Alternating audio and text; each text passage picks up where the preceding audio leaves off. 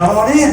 Man, so I've been watching the whole, The whole process? yeah, the remodel, man. It seems like you guys are going all out in here. Yeah, I really started all over. Yeah. This logo was the only original thing I kept. So, pretty much. so this has been here. Yeah, since 2004. Okay, awesome. Yep, yeah, my dad and uncle built this 20 years ago. Yep. And I started running it about 4 years ago. And it took a good 3 years to remodel everything. Yes. So come on in. Awesome. Here's our bathroom here if you need it. Also our wall of fame. Hey, look at The that. records that my family's worked on. That's amazing. Yeah. The lounge in here also could be a live room though. Yep, this is beautiful, man. Yeah. I've seen you playing this piano a lot. Yes.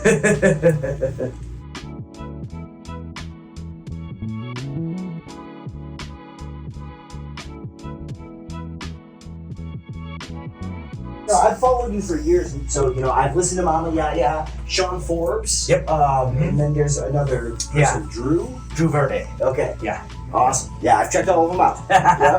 Yep. Great work, man. Yeah, I know we've been friends for a while. Yes. It's crazy. I don't even know how we became friends. We became Facebook friends, and then when I knew that we had like some sort of interaction on the internet that didn't even exist between us, was my buddy Cody did the concrete at your house. Oh. Do you remember that? Yes. Yeah, and he hit me up. And Wow. He was like, Totally. Yeah. He was like, I did concrete for like a sidewalk to a studio. I was like, really? He's like, yeah, this guy named Jake. He said that he knew about your studio. I was like, Yeah. That's oh, right. Okay. That would make sense. Yep. Wow. Yeah. That was over 5 years ago. Yeah. Are you still over there? Yeah. Okay. Yeah. It seemed like you had a beautiful room there too. Yeah. So in my basement. Yep. So you built that space out, and Yes. that's where you were working with Sean. Yes, exactly. I was doing a lot of stuff there before I came back here. Okay. Because I started the remodel here in 2019. Okay. Beautiful, man. Yeah, thank you. Is this all new, or is any of this original? So this piece was original, Okay. but we refurbished the whole thing and painted a new color. That was the color of the console that was originally in here, right? Sort of. Yes. It was more green. Yeah. Yep. Amazing. Here's my disco wall that everybody loves. Did you see this online somewhere and then order this, or is this? Actually saw it at a hotel. Oh, really? Like they had like a couple of squares, and I was like, wait a minate. I had this pillar here, and I was like, what if I just fucking put it there? That's And beautiful. it worked out perfect. It's really cool. It's great for the vibe.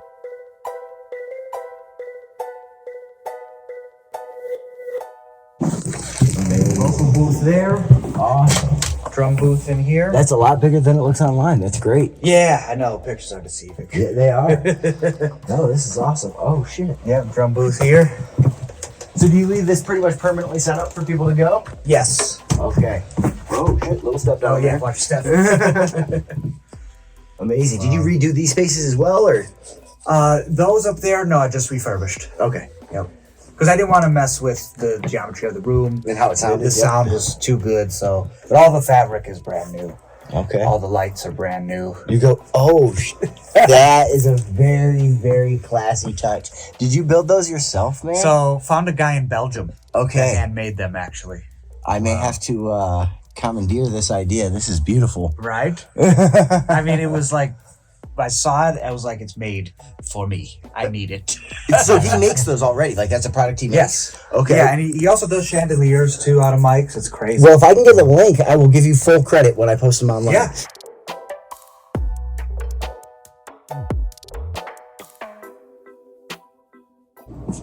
Yeah, so we got this board from Studio Trinity in San Francisco, Okay. actually.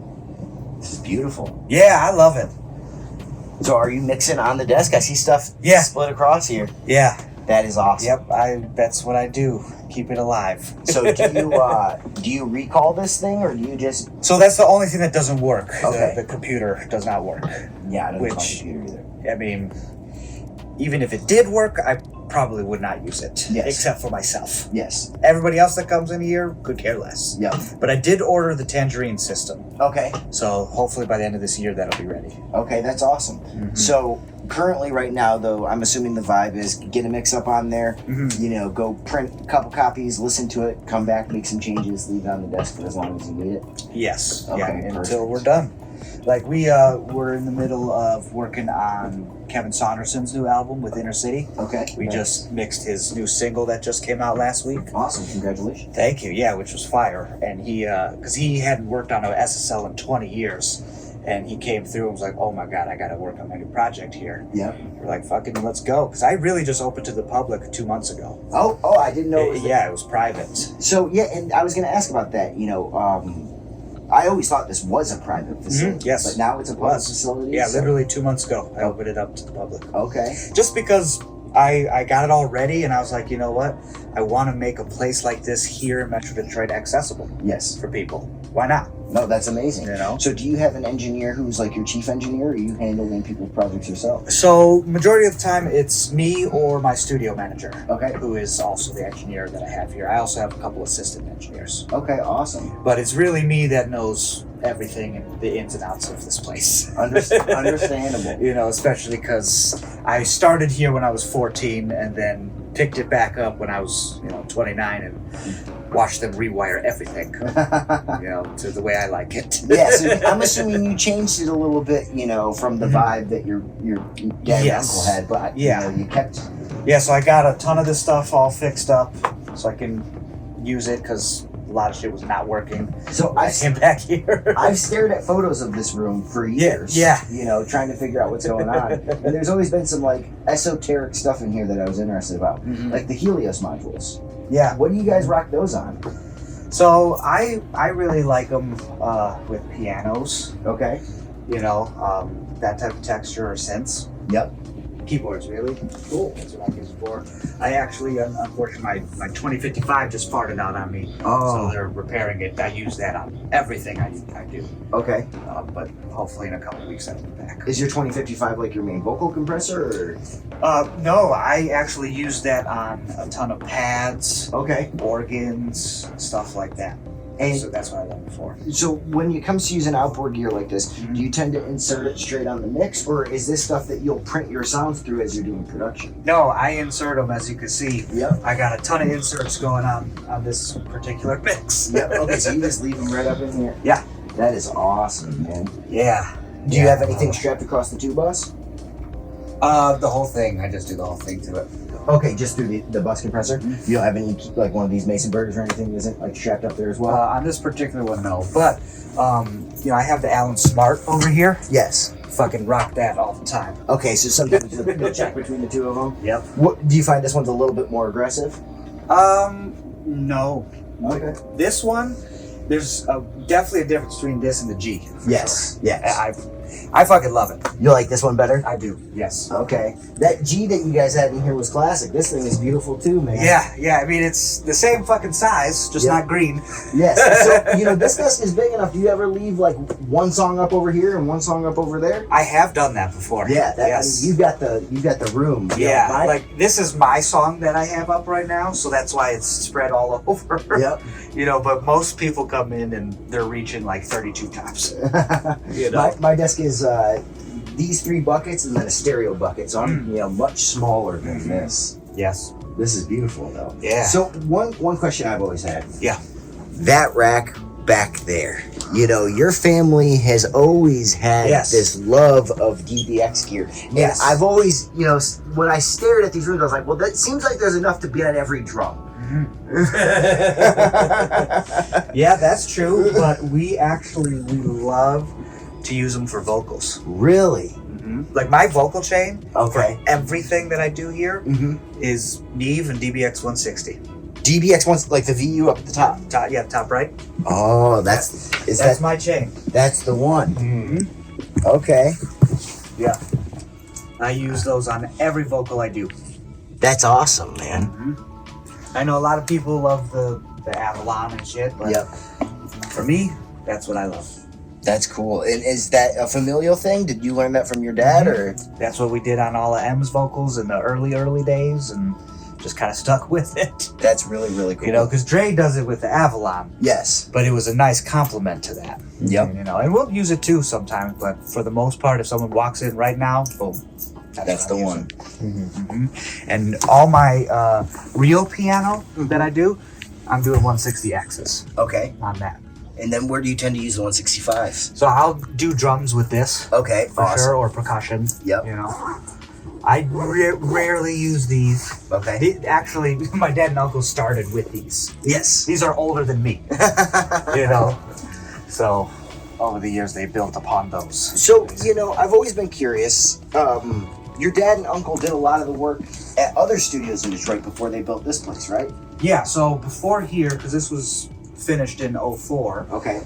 They did everything over at 54 Sound. 54 Sound. And that did they have an SSL there as well? So yes, they got the G series in the early 2000s. Okay. Basically, have you been there before? I have never been there, but I've seen photos. It had a Trident at one point, and then they got a G series. Yeah. So the original room, which is now the B room, is all it used to be. Yeah. And that's where the Trident was. Yes. And that's where my dad worked on the Marshall Mathers LP and Devil's Night, Yep. that era. And then once everything blew up, Joel, our business manager, expanded and bought the space next to it, and that's where they put the G. Okay. And that was Studio A, the Red Room. And that's where they worked on the M&M show and 8 Mile and everything else at that point, in that era. Okay. And once that was happening, they built this.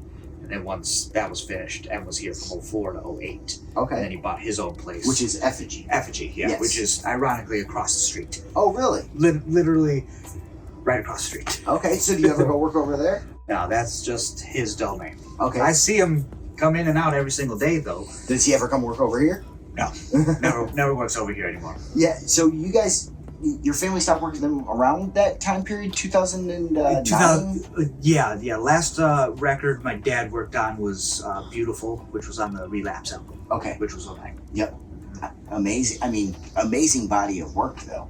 Yes, I mean, we signed him in 1995. So. Yes. So was Pretty long time. Was it Infinite done at 54? No, Infinite was done at my dad and uncle's first studio, which was on 8 Mile, Okay. where I grew up as a kid. Okay. Yeah, Amazing. that was Aiden Woodward. Okay. Awesome. And they had a shitty Tascam and a shitty booth and nothing else. And those compressors and these Annis-10s. Hey. And that's these Annis-10s right there. Those are and the that was original it. ones. Yeah. So, you know, Joel Martin, does he own 54 Sound? Yes. Okay, but he's still your manager today, right? Correct. Yeah, he handles all the business fairs. Okay, amazing. Yeah. So, you know, it's one of those things where you guys could grow to... Is 54 Sound still going, or...? So 54 Sound is not a functioning studio anymore. They also, when they were building this, they were building another space at our labels building, Web Entertainment. They added onto that, and they built a brand new space for M and Shady to work at also, but he had already left by the time it was done. Yes. But that space has a G series in it also. Okay. That's where people work today. Okay. Yeah, they book that one out every single week. Awesome. So how busy is in here? Do you try and keep it... In here, you know, I get at least 3 sessions a week, which is great because I need a couple days for myself. Okay. You know, with all the shit that I work on. Yeah, and you've got a beautiful family now, right? I do, yes. I have a 5-year-old daughter. That's amazing. You know, so I treat this as a 9 to 5. Okay. That's what I do. 5 o'clock, I'm out. Okay. And then does your studio manager take on night sessions and stuff like that? Yep. Okay. Yeah. Sometimes I'll come back if I'm needed. Yeah. Or if I want to be here, depending on who's coming through. But if it's some bullshit, I don't need to be here. Y'all can do it. You know, but I'm the early one, so I get in first thing. And you know, like Sean, he's the only artist that I work with that works in the morning. Yes. So we do our thing in the morning. That's it. Okay. You know, and then everybody else can come in after that. Yeah, it's crazy. Man, this is amazing. Yeah, and then I'll show you the producer lounge back here. Oh, this is wonderful. Yeah, it's great to have it piped in from the board so I can be back here and listen to what's going on in there. That's awesome. Yeah. And then another. And then another bathroom with the artwork. That's beautiful. Did you get someone to print that as wallpaper? Yeah. So I designed the layout and then I found a company in Atlanta that does custom wallpaper like that. That is beautiful, man. Mm-hmm. Thank you. That's So for 3 years I was just in the design world doing shit like that. So I'm assuming you picked all these fixtures and stuff then. Yeah, I went back and forth with my dad and uncle, and got ideas, but I pretty much found all of it, like even the light switches. Mm-hmm. So I know your studio at your house. That was Basement Sounds, right? Correct. Yeah. Okay. Mm-hmm. This is not Basement Sounds, right? This is Basement Sounds 2.0. No, Basement Sounds 2.0 is my basement. Okay. This is F.B.T. studio. This is F.B.T. Yeah, which stands for Funky Bass Team. Yep. Really clever, I like it. You guys rock the Line 6s often? Never. No. Yeah. Used to. Yeah. Everything in the early 2000s. That was one thing that I always loved about your family's production is that they kept the guitar alive. Yeah. That was my dad's thing. Yeah. So your dad was the one playing those guitar lines. 100%. Okay. And was he using the Line 6 pod? Yep. So like Lose Yourself. So Lose Yourself is actually on a rock box. Really? Yes. The Tom Schultz little. Yeah. Yep. That particular one was a rock box and a Jeff Beck Fender Strat. Amazing. Mm-hmm. Cool. Amazing. But everything else, like Stimulate and Beautiful, those were on Line 6 pod. Okay, what about if you go back to like the Marshall Mathers LP era, like Come On Everybody and all those parts? Yeah, he would use amps back then. Okay. Especially with the first record, they were still transitioning into Pro Tools and whatnot. Well, what's interesting about that record, and I'm curious if this is how some of this went down, is it sounds like some of those guitars were like riffs that were played straight into the MPC and sampled. Is that true? So, no. Okay. The idea was to make the record feel sampled. Yep. But be original. So he was just that consistent with playing those. And what he would do was he would play for like 30-40 minutes straight. Okay. And then M would find a spot that he liked and had our engineer literally just grab a 4 or 8 bar loop and grab that in Pro Tools and loop it that way. Okay. But sometimes the loop would be off a little bit and that would give it that feel. Yeah, it sounds organic. Like if with Lose Yourself, for instance, if you really listen to how my dad plays it, he's playing it straight, and then the den, he ends up swinging it a little bit, but nothing else is. Yes. So that's what gives it that feel, because it was chopped up purposely like that. Interesting. That's and so my cool. dad hated it. He was like, well, what? Let me play it again, so I'll get it right the whole time through. And was like, no, that's what makes it special. And it's actually really just a couple bar loop. Yeah. Over and over, not an 8 bar thing. Interesting. Yeah. Wild. Yeah. So was this the MPC, or has this been changed throughout the years? No, this is MPC. Okay. Yep. Amazing, man. My dad and uncle worked here for many years, and then in like 2010 my dad sold the building to my uncle pretty much, and my uncle just had it himself because my dad was done with the studio business and wanted to do his own thing. And my uncle was here until 2017, and then he moved to Florida, and he just let anybody and everybody come in here and do what they wanted, and it destroyed the place. Yes. It was fucking awful. Yeah. So when I came back in 2019, I was like, holy shit, we literally have to sell this place, get rid of it, or start all over.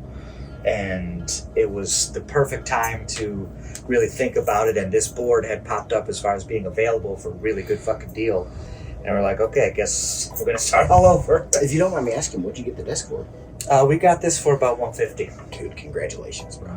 That's why. We were like, the guy was desperate, and his place was closing down. That's the only SSL that has any value to it. Yeah, and it actually was built for the Hit Factory in New York.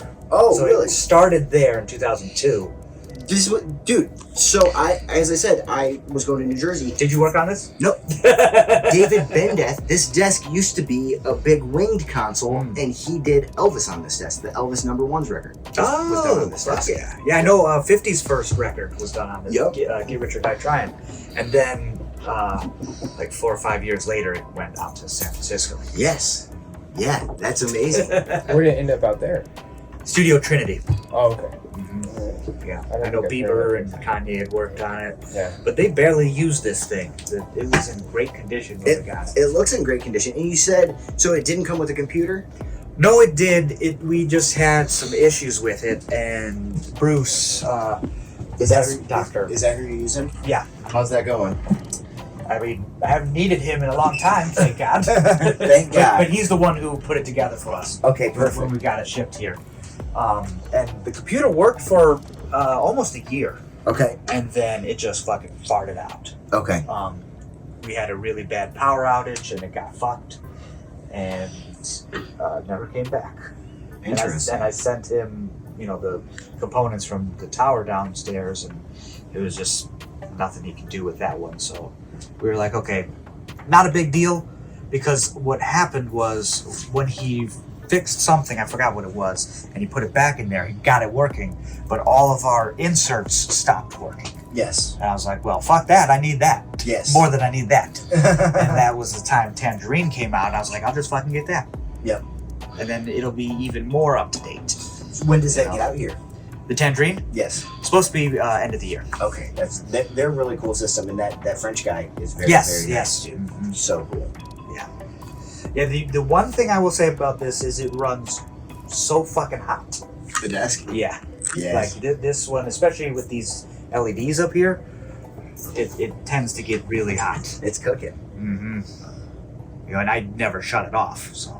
Yeah, I'm the same way about my desk. It's one of those things where I feel like if I shut it off and then try and turn it back on, Do you have one of Norman's power supplies on it? They're building it right now. Okay, It cool. was supposed to be ready, but some of the parts were from Ukraine, so it got delayed. Hey. It's out of our control. No, totally understandable. But it's been fine, Well, once it's ready, we'll be good to go, though. I can't wait. It's amazing. How many tracks are on Kevin's record? What you doing? So, I don't know the exact total because he's still working on it. Okay, cool. He's funny. He does it sort of like by piecemeal. Yeah. Okay.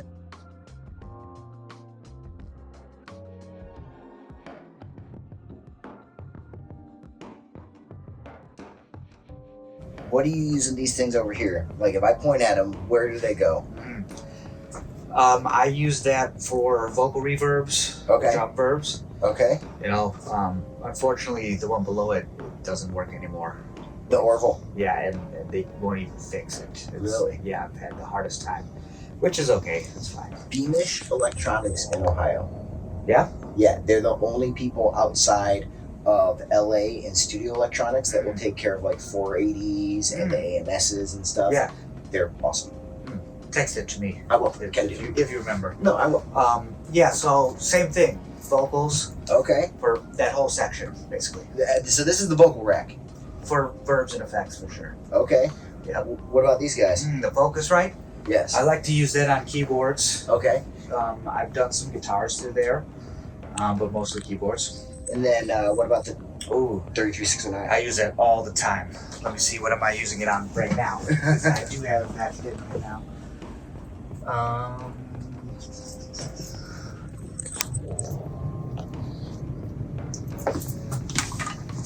Right now, I'm using it on Rhodes. Okay, that's a wonderful place to use a 33609. Mm-hmm. And then the Triton, are you using that for sound still, or is it just Not anymore. What about the drummers? Is there a the need? gates? Yeah. No. And it's incredible because I love the gates on here, Yes. but I use the Neutron gates. I think it's Neutron Mhm. with isotope. Yep. Blows it away. Yeah. Understood. So What about the Yamaha PCMs? vocals also. Vocals. And that was an old Dre And trick. I love it because I have it right here. Okay, so it lives. That's on lives. Aux 1. There's right there. Yeah. So This one. okay, is that the 90? Is that the main vocal reverb? Mhm. Okay, what setting is that on? That one. Six. The white room. White room. Amazing. Yeah. I like that for that. That is really cool. And that has been a vocal reverb on Eminem's records for a long time, right? Mm-hmm. Yep. Yeah. Because I know that it's been here, and then Dre used that thing as well. Mm-hmm. I first learned about it because there's an old article where they're talking about working on Eve's record, and they talk about this and that. Yeah, same era. Yep. I don't know what M's using now over there, All I know is he's got a duality over there, Yes, and everything sounds like shit. But, it does. Yeah, I mean, does it really matter what he's using now? it doesn't, but it sounds like shit. Yeah, it does. would make a difference. It's so bright, but It's so harsh. It's ridiculous. but so are Dre's records now. yeah. Everything is, unfortunately. What about the GML? Oh, I love the GML for piano. Okay. I love the Millennia also for piano sometimes. I will run guitars through that as well. And my APIs, drums all day long. Drums. So that's like your drum sound down there. Yeah, my drum chain, APIs, 900 series, and the SPL. Really? Yeah, that's my chain. Okay, so you're using the 900 series compressor for those. Mhm. Okay, so there is some DBX compression going on these drums around here. Mhm. I wasn't wrong. It just wasn't those DBX compressors. It was those ones. Those, yes. Okay. And so, growing up in a family like you did, you said you got in here around the age of 14? Yeah, when they built this, I watched them build this Yep. when it was a dentist's office. Okay. And, I was just trying to figure out what type of musician I wanted to be. I was already playing everything at that time, but I started writing and producing at that time. So I'd be in here watching them do what they did, and I would get food for all the artists. I would run and get shit for everybody. And in the basement, we had a little setup. And I would be down there while my dad was up here, working on shit. And eventually I was like, ooh, it's coming out really, really good. That's when I would hand off my CDs to everybody. And, Bizarre picked it up and was like, holy shit, I want to write to this. And so he did. And his first single off his second album was my first published song, and I was 17 years old. Congratulations.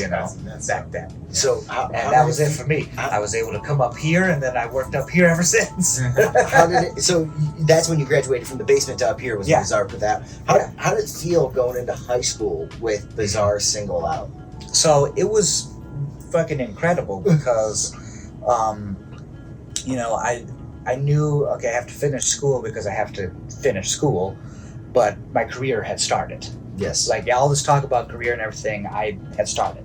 Yes. So it was a beautiful thing to be blessed to be in that position, but have the skills to do it as well. And I just wanted to learn as much as I could. So I did co-op.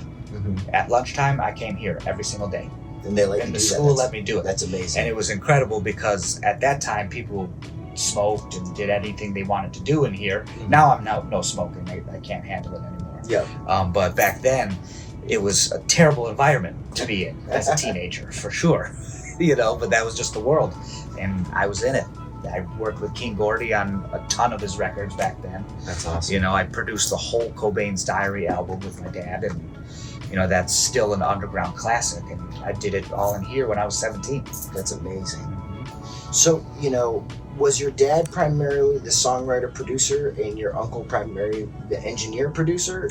So my dad was, yes, the songwriter producer. My uncle was the producer mixer. Okay. Okay, so the mixing is his game.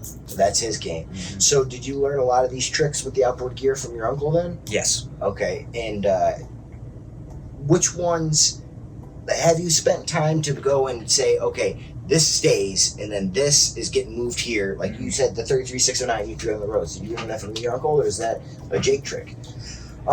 So that one was my trick. Yep. But like the vocal stuff, my uncle's trick. Yep. The chain with my drums, my uncle's trick. Okay. I just done it my way. But I wouldn't have thought of to do that first. Yes. So as far as the preamps go for out there, are you just using the desk pre's? So I mostly do the Neves or the desk. Okay. Okay. Yeah, so for my drums, Yeah. all desk. Yes. I love it. Yeah. The piano in there, desk. Okay. Interesting. That's but my vocals, guitar, and bass, Neves. Interesting. Very, very cool, man. So what's the next big project that you're, is it the apropos stuff that you're trying to do out of here? So apropos for sure. I have my follow-up jazz record that I'm working on, which is what's up right now. Oh, dang. And Mama Yaya's record also. Okay. Drew's and Kevin Saunderson's. Okay, awesome. That's currently what I'm doing. That's And amazing. we'll see what else comes through. So you're making a jazz record. Oh yeah, Okay. yeah, You said it's your follow-up. yeah. My first one was the Jakey B LP. Okay. Amazing. I've listened to that. I got some success out of that one. It was pretty crazy. Yeah, That was just a passion project of mine. Okay, I guess it is a little bit jazzy, So, did you get a live band in here for this, or? No, I play everything. So you play But the everything? horns. Okay, I have, like this one I have Mindy Beer on, okay, saxophonist. And that record I had Dave McMurray play saxophone on. awesome. Yeah. And I had a couple of friends featured on there. That's also. really cool.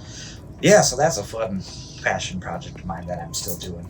So, is that the only thing that you're doing as far as an artist goes, or do you have other projects that you have in the works for yourself as an artist too? The only other thing that I have coming out is I recorded a small piano EP out in LA at Westlake Studios. Okay. And on the piano they did Thriller on. Okay, solo piano? Solo piano, yeah. So I have that coming out this summer. That's amazing. But other than that, that's it. Okay, and these releases, do you actually go and press them, or are they going to be digital only releases? Digital only for now. Yes. Like the JKB LP, with that one I did USB cassettes Okay, for as well. awesome. And that was fucking awesome. That's really You know, cool. just if your car has it, just plugs it right in and plays. It's hilarious. And I could also put the music videos on there too, That's cool. which was cool. Just a cool fan thing, limited edition.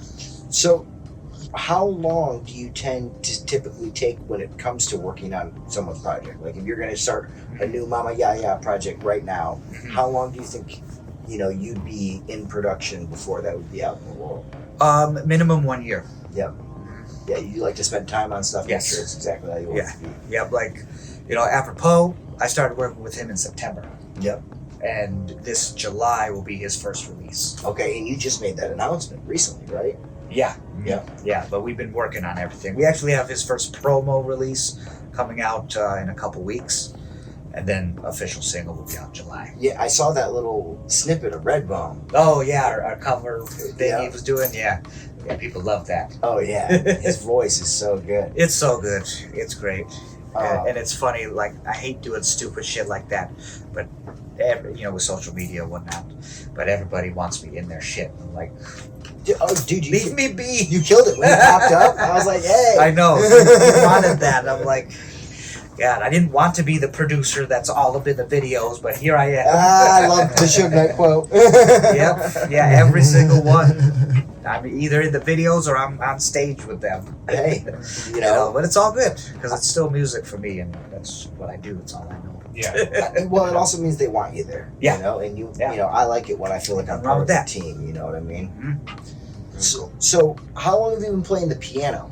Since I was 8. Since you were 8. So, Yeah. is that your first musical introduction? Drums, actually. Drums. Drums were your first instrument. Yeah, drums, then piano, then guitar, bass, percussion. Dang. Yeah. So I know you from the internet, and the thing that I've seen is Yes. the piano. Like, Yeah. one hell of a piano player. You Thank got you. to just run down the thing for us real fast. I will. But you think that would you call drums your primary instrument? No, piano. Okay, piano is your primary instrument. Yeah, even though I started with drums. Yes. But I just wanted to play everything so quickly. Okay, That's the one that really got me. so I only know one other drummer that can play the piano as well as you, and that is F.B.T. Wright.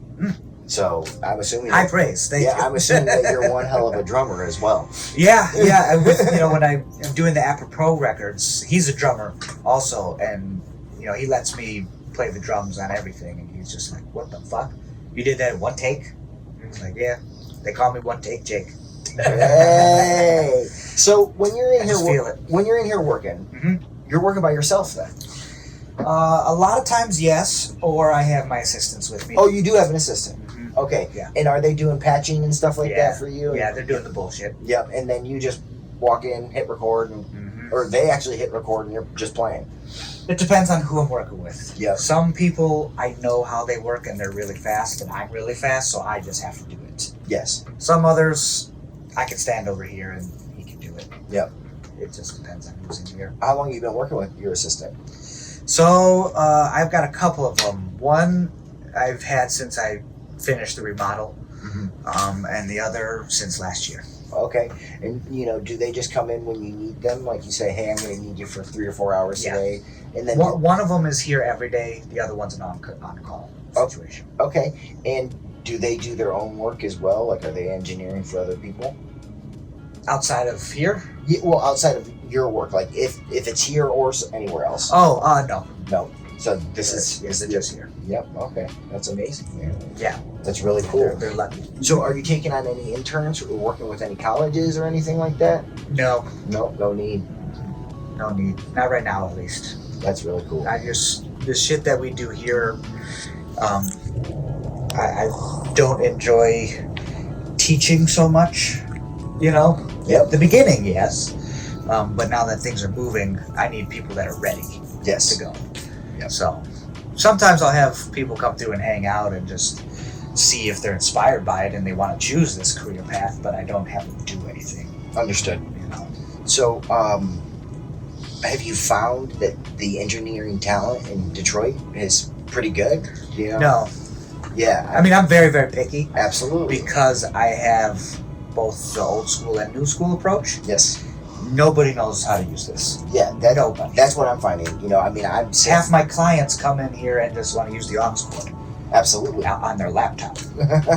Using all the plugins of these. Yep. But they're like, I would love to learn this, but I don't know what the fuck this is. No. And then I show them, and they're like, oh my god. You want I get it now. you want to hear something that we set up that I think works out really well for a situation like this that I think you'd love? Man, just get a 2-channel interface and throw it back here. And then what I did is I just hooked up 2 buses out of the API into the input of that 2-channel interface. And then, how it works is everything lives on the desk. And if they want to go play the hi-hat on their beat, they just literally send that down bus 1 and 2, go out there, play the hi-hat. It shows up in their computer. I never have to patch anything. Yeah. Yeah, that makes sense. Yep. So if, they want you to play the piano on something, Right. just patch it to bus 1 and 2, go play the piano on their record. Yeah. That happens sometimes. They'll be like, I need a guitar player. You do it. Yep. I'm like, I'm just here to make sure you don't set the place on fire. All right. So, at what point does it get weird when you're in situations like that? Because, no, you're a talented dude, and your time and your intellectual property is worth money. Yeah. And I understand that when you're in a situation like this, where you may be just trying to help someone from the local community be able to use the space to make some music, Right. At some point there, people may ask for your intellectual property, Yeah. and that's a different conversation to me, Yeah, so that happens sometimes where then it turns into, okay, well, now you're booking out the studio, but you're also hiring me now. Yes, as a producer. So it's a separate thing. Yes. Some of them are like, great, what do we need to do? Mm-hmm. And then we figure it out. Some of them are like, can you work something out? And it's like, no, and then they don't come back. It's okay. Absolutely. It's an interesting situation though, for sure. So when it comes to production with local clients, I know you have people that you've signed, that we've spoken about, but is that something where you're willing to do that for just a straight hourly rate, or do you take points on those projects as well? With my artists? No, not with your artists, with just something like that. Like one-off situations? Yeah. So, it depends if I believe in the project. Yes. Some of them, it's like, you just need a good piano part, my pleasure. Yeah. Other, it's like, oh, this could really be something. Let's figure out a deal. Yes.